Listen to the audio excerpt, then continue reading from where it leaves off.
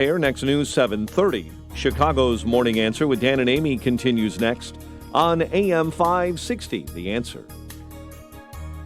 Build business with Chamber 630, one of the largest business organizations in DuPage County. Marketing your business and connecting clients is their priority. Visit chamber630.com or call 630-968-4050 to join today.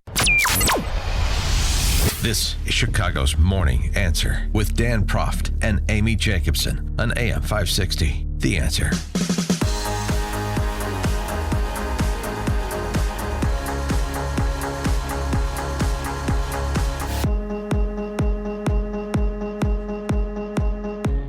Top of the morning, Dan and Amy, and in District 211, Palatine, Superintendent Dan Cates, we've talked about this school before.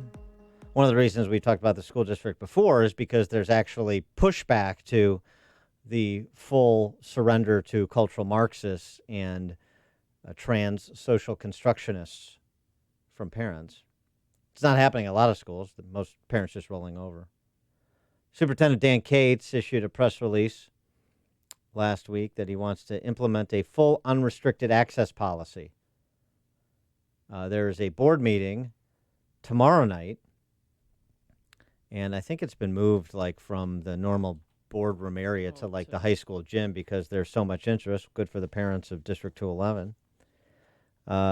Some don't want, men in the locker room, in the shower with their daughter. Some apparently believe that science is real and that unless you have a Y chromosome, you're not a man or a boy.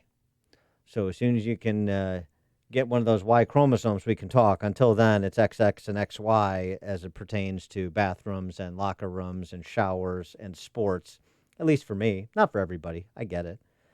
I'll give you an example of not for everybody. School District 65, Evanston-Skokie, they have embraced cultural Marxism and social constructionism long ago.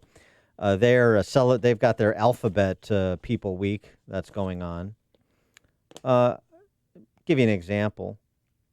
This is for first and second graders in District 65. What is it? I can introduce this part of the curriculum. Student-friendly objective. I can introduce myself using a pronoun I want to be called. I can call others the pronouns that they want to be called. They, she, he, easy as ABC by Maya and Matthew. Those are the materials for the first and second graders in District 65. This has been going on for a long time. You date back 30 years to Heather Has Two Mommies, and now you're at they, she, he, easy as ABC.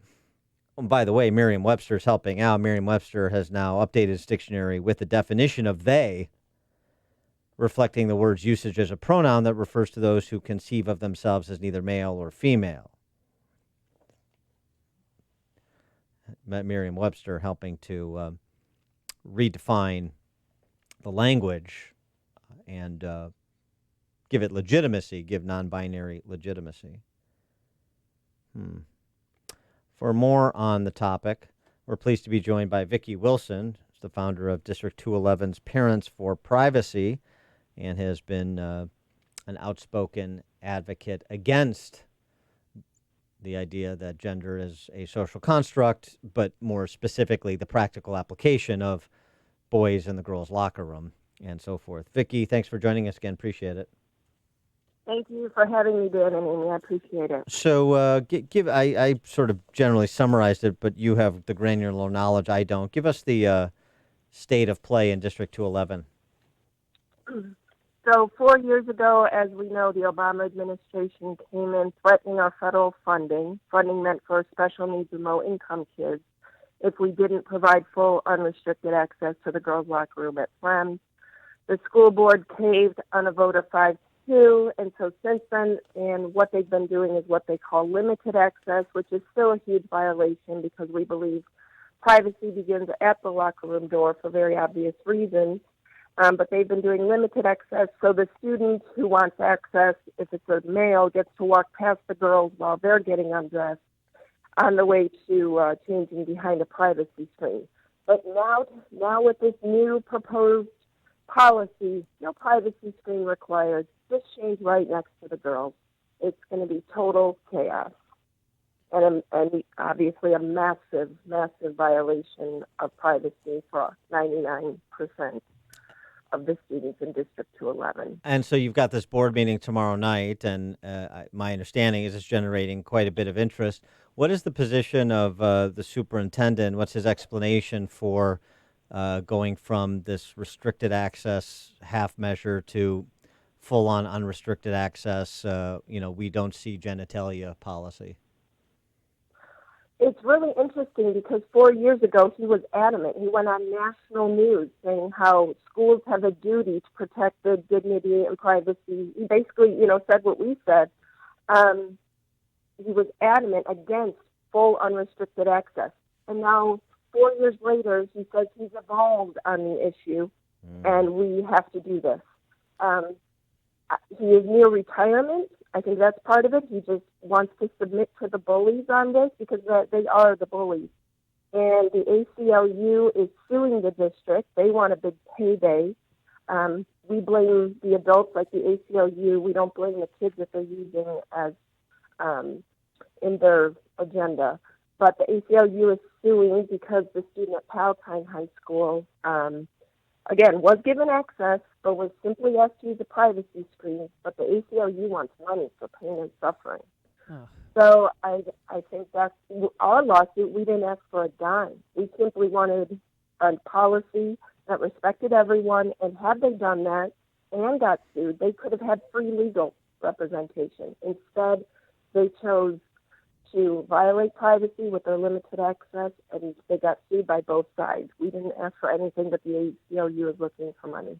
So transgender students, they aren't going away. So what would be should they have their own locker room?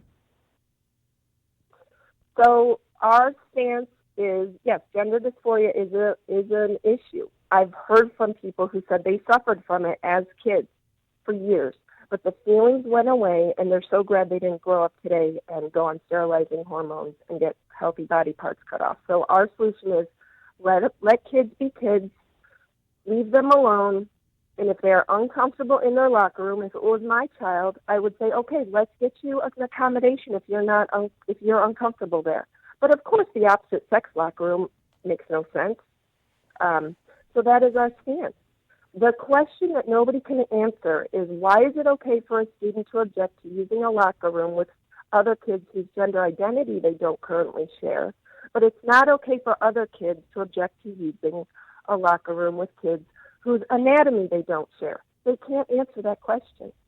Right, because they're prioritizing some people's positions over others. That's the obvious answer, but they can't say that. Right. So what's the status in terms of the parents of District 211?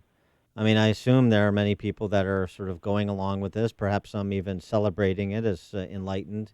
How do you see this playing out? Sure. There are people who go along with things. They don't want to say anything. When you do bring up to those parents, well, are you seeing what this is doing to girls' sports? They're losing their sports teams. They're losing access to athletic scholarships. Then that wakes those folks up. But the majority of people find this completely insane. Some of them were okay with the limited access. They're furious about what's happening now. So absolutely the majority is against this. Will they show up tomorrow? I hope so, because it's really important to. And where's the majority of the school board on this? We know where the superintendent is. Where's the majority of the school board? Right. Well, he must feel like he has the votes to get this passed. But anything is impossible, and nothing's impossible. We need the community to show up.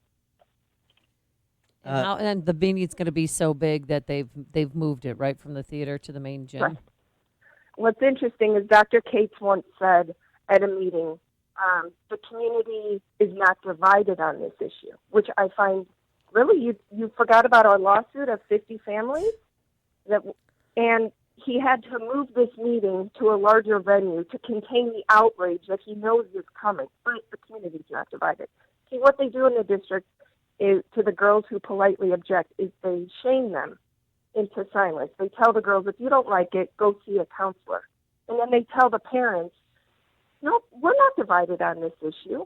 So that's when I know we're on the right side of history on this, is when the other side distorts reality and won't engage in civil discourse on this. I mentioned at the outset of this segment the LGBTQ plus Equity Week activities and curriculum in Evanston Skokie School District 65. That's coming up in a couple of weeks. Mark your calendars. The point they make in their Equity Week, in part, is the governor signing House Bill 248, making it the law of Illinois, which takes effect in July of next year. All Illinois public schools are required to include LGBTQ history in their curriculums. And, of course, they're praising it. This is life-saving. This is groundbreaking. This is all those things. I wonder if there's any suggestion by the superintendent or other proponents of this policy that this is sort of consistent with the new legal landscape as it pertains to K through 12 education in Illinois, not just for celebrating, not just having an equity week like District 65 is having, but also changing policies consistent with celebrating LGBTQ plus history. Right. Yeah, elections definitely have consequences, as we are seeing with the Pritzker administration.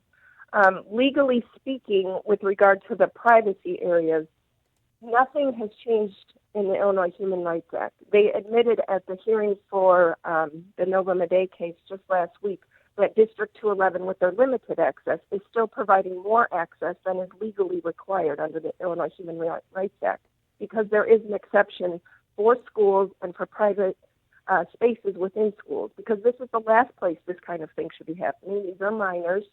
And Target can do what they want, and I've been boycotting them for years, but I have a choice whether to go to Target. Kids have to go to school.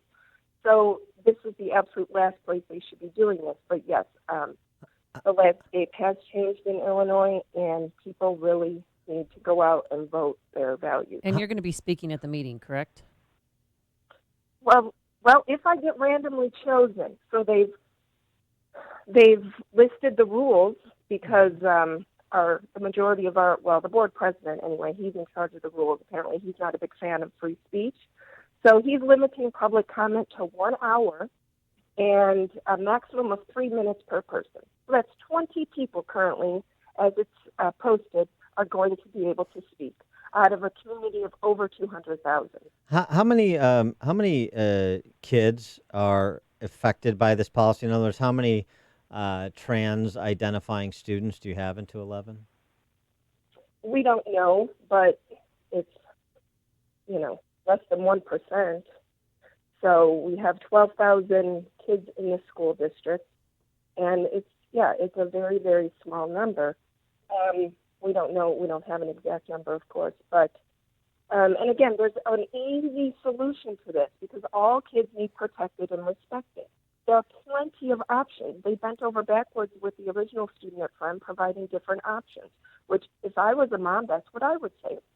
But, what is another option? And there are plenty of them that exist. They refuse to do that because this isn't about equality. It isn't. Right. That's what comes across, and I think that's something that needs to be impressed upon people, that people aren't looking for like reasonable common sense accommodations. This is ideological. It's being driven by ideologues, and so there is no compromise position. It is either a frontal assault and you stand and fight, or you get rolled. And most people don't want to stand and fight, and they know that, and they take advantage of it. And then you see superintendents like Mr. Cates cave, and that just encourages them to be more provocative than they've been. Right. I don't understand why people aren't standing up to this. I mean, there are going to be tomorrow night, I know, and we're asking everyone to wear red who is coming to support the dignity of all students equally. But yeah, there's a dad I know of in Michigan. When they tried this in his school district, he called the superintendent and said, if you don't reverse this, I'm bringing 100 fathers with me, and we're going to just stand in front of every bathroom in the school district. He was a military veteran, and so there is a way. I mean, we elect this school board, and the superintendent reports to them. So all we need is to do what the other side is doing and show up at the polls and show up tomorrow night. Yeah, I wish there were more men still left in Illinois. I mean, there's a lot of men in Illinois that there are a lot of people that impersonate men in Illinois, including cisgendered men that impersonate men, but fewer and fewer around, I'm sorry to say. Vicki, the details on tomorrow night's meeting, time, place. Palatine High School meeting starts at 7:30, but they'll be busing in activists from Chicago. They'll probably be starting to show up at 5. I don't know. So we're encouraging early arrival. You can start to sign up starting at 6:45 p.m. So definitely you want to arrive by then. And our Facebook page is D211 Parents for Privacy for more information. D211 Parents for Privacy Facebook page. Vicki Wilson is the founder. Good luck tomorrow night, Vicki. Thanks for joining us. Co-founder. I have several founders. Okay. with Okay, me and on hopefully this you'll Facebook get person. chosen to speak. Co-founder. All right. Thanks, Vicki. Good luck tomorrow. Thank you both. I appreciate it.